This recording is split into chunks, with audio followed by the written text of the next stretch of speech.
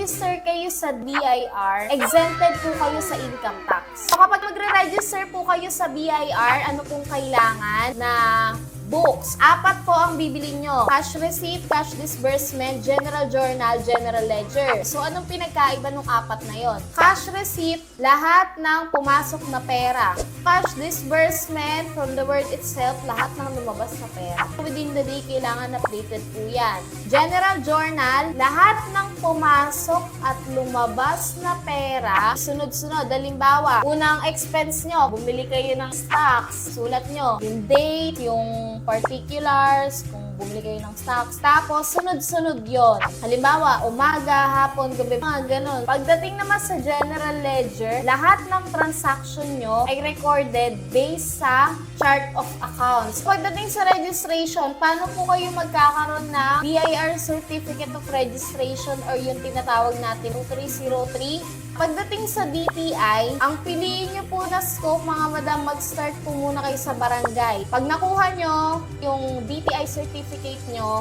huwag po muna kayong dumiretso ng BIR. I suggest, dumaan muna kayo ng munisipyo. Bakit?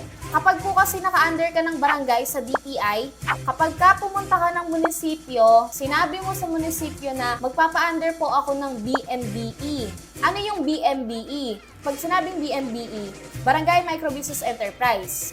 Kapag ang isang entity naka-under ng BMBE, exempted po kayo sa income tax. As long as yung benta nyo hindi lumalagpas ng 3 milyon isang buong taon. So I suggest, graduated income tax at itemized deduction yung piliin nyo pagdating sa registration sa BIR. And then pagdating sa percentage tax, ano tong percentage tax? Kapag non-VAT ka, 3% ang percentage tax. Kapag VAT ka naman, 12%. Bukod po ba ang percentage tax sa income tax? Yes.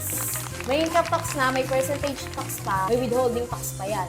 Sa income tax, ang ginagamit po na form ay 1701. Percentage tax, ang ginagamit po dyan ay 2551. Ang negosyo, usually, matagal yan bago mo makita yung result. Pero makita mo naman yung result, walang negosyanteng mahirap. At saka mga negosyante, may financial freedom. Yan ang reality. Pero, mahirap magnegosyo. So, yung mga sinasuggest ko po sa inyo, na piliin nyo or gawin nyo is long-term vision po siya.